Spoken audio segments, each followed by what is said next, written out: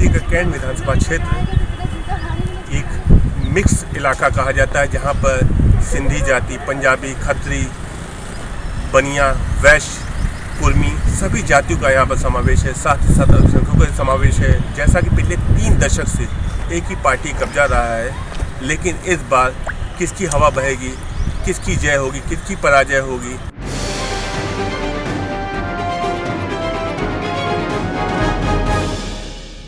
EPN news Janmanch कार्यक्रम में आप सभी का स्वागत है। ईपीएन न्यूज़ का सफ़र वाराणसी में पहुंच चुका है। ये वाराणसी के कैंट विधानसभा क्षेत्र में मतदाताओं से जाने और उनसे पूछें कि इस बार उनका क्या मुद्दा रहेगा। भाई साहब अपना नाम बताएं। जितेंद्र जी, ये बताइए इस बार आपका प्रत्याशी चयन को लेकर क्या मुद्दा रहेगा? देखिए, प्रत्याशी चयन को लेकर मुद्दा विकास तो प्रथम है ही है, और इन चीज़ों को ध्यान में रख करके ही सरकार को हम लोग अपना प्रतिनिधि चुनेंगे कि जो जनता के मुद्दों के साथ साथ व्यापारियों के मुद्दों को भी ध्यान दे। जो व्यापारियों को परेशानी आ रही है आज के दिनों में, उन पर भी ध्यान दें। आप व्यापारी हैं और लगातार जीएसटी की प्रक्रिया को लेकर के व्यापार काफ़ी हद तक दुष्ट है। उनको लगता है कि इससे ऐसी जटिल प्रक्रियाओं में उनको व्यापार करने में दिक्कत होती है। क्या आप इसको मानते हैं? बिल्कुल, कुछ हद तक परेशानियाँ आई थी शुरू में लोगों को, अब वो धीरे धीरे सेटल हो रहा है, बट अभी भी कुछ परेशानियाँ हैं जिनसे उनको ध्यान देना चाहिए सरकार को कि इस चीज़ पर वो ध्यान दें और अच्छे तरीके से इसको लागू करें। विपक्ष एक और मुद्दा लगातार उछाला इस चुनाव में। उनका साफ साफ कहना है कि इस सरकार के दौरान महंगाई और बेरोजगारी बढ़ी है, जिसको लेकर युवा भी दुष्ट दिख रहे हैं। तो क्या आपको लगता है कि इस बार चुनाव में आपके मतदान करने में क्या ये मुद्दा भी सामने रहेगा? क्योंकि महंगाई तो निश्चित रूप से बढ़ी है, पर इसके लिए कुछ हद तक सरकार जिम्मेदार है, कुछ परिस्थितियाँ भी जिम्मेदार हैं। खास करके कोरोना काल में कुछ हद तक परेशानियाँ आई हैं, बाहर से लेके जो देश के भीतर की परेशानियाँ, उस वजह से महंगाई बढ़ी है। ये मुद्दा तो रहेगा ही रहेगा। भाई साहब, ये बताइए कि आप अपने प्रत्याशी का चयन किन मुद्दों पर करेंगे? हम अपने प्रत्याशी का चयन बेसिक तौर पे महंगाई पे और बेरोजगारी पे भी तय कर सकते हैं, लेकिन कुछ चीज़ों पे हम उनको अच्छे नंबर देना चाहते हैं कि उन्होंने काफ़ी हद तक विकास का कार्य किया है। देश में काफ़ी हद तक सुरक्षा की भावना भी जारी है। लगातार विपक्ष एक और बात कर रहा है कि वर्तमान सरकार ध्रुवीकरण की राजनीति करती है। तो क्या आपको लगता है कि इस बार ये चुनाव में मुद्दा बनने जा रहा है? मुझे तो नहीं लगता कि ऐसा कुछ है। ये खाली जो है हर दल का एक अपना चुनाव लड़ने की एक रणनीति होती है। ये अन्य दलों की और सारे लोगों की एक रणनीति हो सकती है। चुनाव के बाद सारी चीज़ें ख़त्म हो जाएंगी। ये सिर्फ चुनाव के समय की ही बात है। आप एक व्यापारी भी हैं, और जैसा कि आपका गुरबाग क्षेत्र में हम लोग आए हैं, गुरबाग में जाम की समस्या बड़ी जटिल रही है। तो क्या लगता है कि जाम से निवारण वर्तमान सरकार ने कुछ किया या इस पर कुछ कार्य किया है? सरकार, जो वर्तमान सरकार है, इसने कार्य तो बहुत किया है, लेकिन हर चीज़ के लिए हम सरकार को जिम्मेदार नहीं ठहरा सकते। इसमें जिम्मेदारी हम सिविलियंस की भी है। जहाँ तहाँ मन होता है हम गाड़ी खड़ी कर देते हैं, 2 व्हीलर खड़ी कर देते हैं, 4 व्हीलर खड़ी कर देते हैं बीच रोड में, पीछे जाम लग जाता है, और 1 वे है उसका हम सही ढंग से पालन नहीं करते हैं। तो ये तो हर चीज़ सरकार हमें थाली में नहीं दे सकती है। उसके लिए हमारे पास अपना एक सिविक सेंस है, हमें उसका प्रयोग करना चाहिए, जो हम नहीं करते हैं, और हर चीज़ की जिम्मेदारी हम सरकार के ऊपर डाल देते हैं। कैंट विधानसभा क्षेत्र का ये गुरबाग एरिया है, और गुरबाग जहाँ एक कपड़े के व्यवसाय के रूप में जाना जाता है। आइए एक व्यापारी से जाने, एक दुकानदार से जाने कि इस बार अपने प्रत्याशी के चयन को लेकर उनका क्या मुद्दा रहेगा। भाई साहब अपना नाम बताएं। राज भाई, ये बताइए कि आप इस बार अपने प्रत्याशी का चयन किन मुद्दों पे करेंगे? मुद्दा तो देखिए मेन विकास का है। विकास हो रहा है, होता रहेगा, विकास। ईपीएन न्यूज़ जनमंच का सफ़र, जो जनता की आवाज़ बहुत तेज़ी से बनते जा रहा है, और लगभग अंतिम चरण में वाराणसी में मतदान होना है 7 तारीख को, और वाराणसी के कैंट विधानसभा क्षेत्र में हम यहाँ मौजूद हैं। आइए एक व्यापारी से जानें और उनसे पूछें कि इस बार चुनाव में व्यापार की क्या स्थिति है। आपको लगता है कि व्यापार और खास करके महंगाई कोई मुद्दा बनने जा रहा है? निस्संदेह देखिए, शहर के अंदर बहुत कुछ परिवर्तन आ रहा है, देश के अंदर बहुत कुछ परिवर्तन आ रहा है, लेकिन उसके साथ साथ एक चीज़ देखी जा रही है, महंगाई का बहुत असर पड़ता जा रहा है। दिक्कतें आ रही हैं, व्यापार में बड़ी दिक्कतें आ रही हैं। विगत कई वर्षों से आप देखेंगे 4-5 साल हो गए जब से जीएसटी आई है, तब से बिजनेस करने में बहुत दिक्कतें आ रही हैं, बहुत परेशानी आ रही हैं। लगातार विपक्ष एक और हमला कर रहा है कि वर्तमान सरकार ध्रुवीकरण की राजनीति करती है, बांटने की राजनीति करती है। तो क्या आपको लगता है कि ऐसा कुछ भेदभाव किया जाता है, बंटवारा किया जाता है? नहीं, ऐसा कोई भेदभाव नहीं है। ये राजनीति खाली है, लेकिन ऐसा कोई भेदभाव नहीं है। आप युवा भी हैं, आपको लगता है कि युवाओं के लिए खास करके रोजगार मुहैया कराया जा रहा है, या साफ़ सफाई या डेवलपमेंट के मुद्दे दिख रहे हैं? जी, साफ़ सफाई के तो बहुत ही अच्छा मुद्दा है। यहाँ पे साफ़ सफाई बहुत अच्छे से चल रही है। और डेवलपमेंट भी है, रोज़गार भी मिल रहा है। जो आजकल बोला जा रहा है टीम में कि रोज़गार नहीं है, लेकिन ऐसा कुछ नहीं है, रोज़गार भी है और डेवलपमेंट भी है और साफ़ सफाई तो बहुत ही अच्छे से पहले से हुई है। आइए महिला मतदाता भी हैं, उनसे भी पूछेंगे, उनसे भी जानेंगे, क्योंकि खास करके महिलाओं का एक मुख्य मुद्दा रहा है कि उनको वर्तमान सरकार में ये कहा जा रहा है कि लगातार उनके सुरक्षा की बात की जा रही है और उनके एजुकेशन की बात की जाए। आइए उनसे पूछें महिलाओं को कितनी सुरक्षित महसूस करें। आप अपना नाम बताएं। सिमरन लखवानी। सोनल जी, ये बताइए कि वर्तमान सरकार लगातार ये दावा कर रही है कि सरकार में महिलाएं काफ़ी हद तक सुरक्षित हैं और वो काफ़ी अच्छा महसूस करें। क्या आपको लगता है जमीन तौर पर ऐसा कुछ है?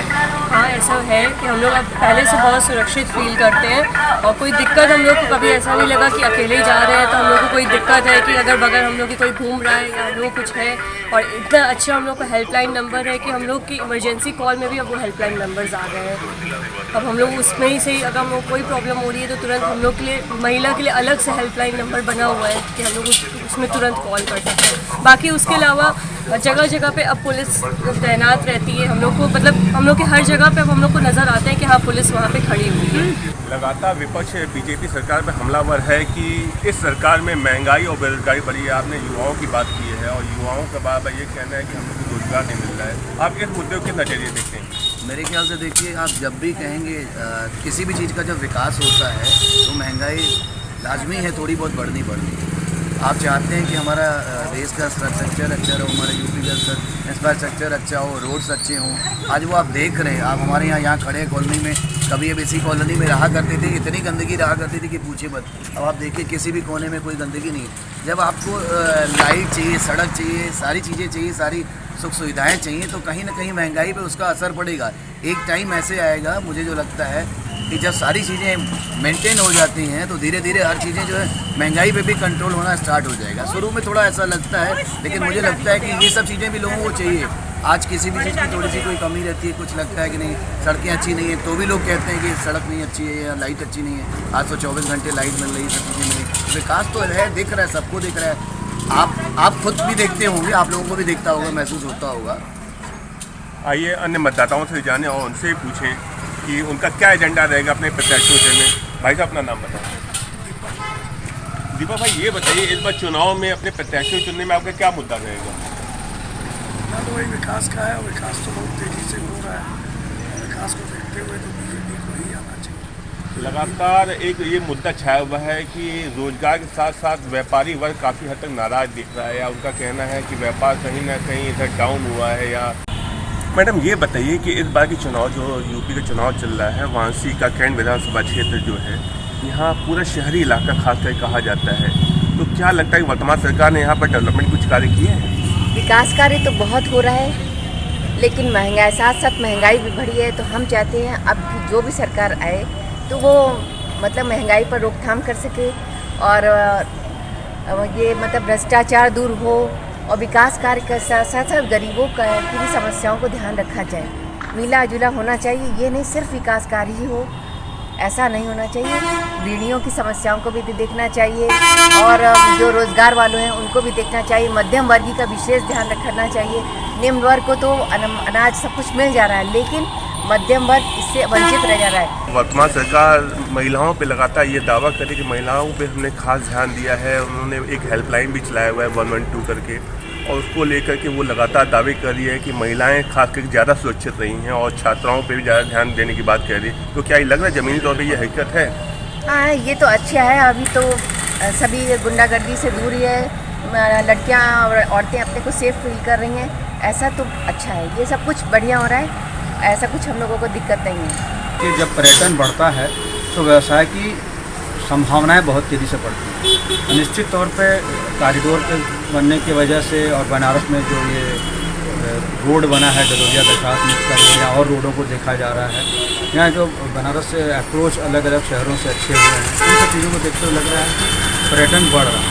और कोविड की वजह से जरूर थोड़ा सा ठहराव रहा है, लेकिन भविष्य मुझे बड़ा उज्जवल दिखाई दे रहा है पर्यटन की दृष्टि से। जितना पर्यटन काशी में बढ़ेगा, निश्चित तौर से व्यावसायिक रूप से बहुत बड़ा लाभ व्यवसायियों को होगा। कैंट विधानसभा क्षेत्र में खास करके क्या मुद्दा रहेगा प्रत्याशियों को चयन के लिए?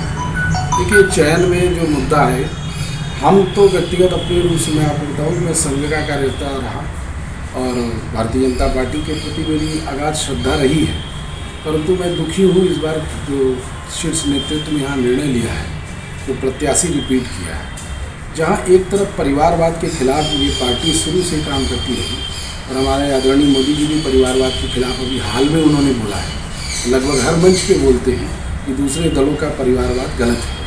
वहीं कैंट विधानसभा में 89 से एक ही परिवार का व्यक्ति यहाँ का प्रतिनिधि हो रहा है। मैं परिवारवाद के खिलाफ हूँ, इसलिए मैं भारतीय जनता पार्टी के प्रति मेरी सभी शुभेच्छा होते हुए भी मैं इस मुद्दे को देख रहा हूँ कि इस विधानसभा में परिवारवाद पर जो सबसे महत्वपूर्ण चीज़ है कि कार्यकर्ताओं में क्षोभ है और कार्यकर्ता नाराज हैं और भले दिखाने के लिए वो सामने खड़े होते हों।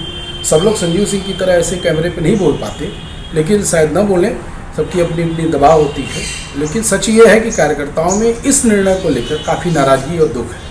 उनको लगा कि जब हम आदरणीय मोदी जी और योगी जी की भावनाओं के अनुरूप सदैव कार्य करते हैं, उनके किसी भी कही हुई बात को हम अपने सिर माथे पर रखते हैं, तो हमारी भावनाओं का क्यों नहीं वहाँ पर स्थान दिया जाता, हमारी भावनाओं के साथ क्यों मजाक किया जाता। क्या एक ही परिवार भारतीय जनता पार्टी यहाँ पर है?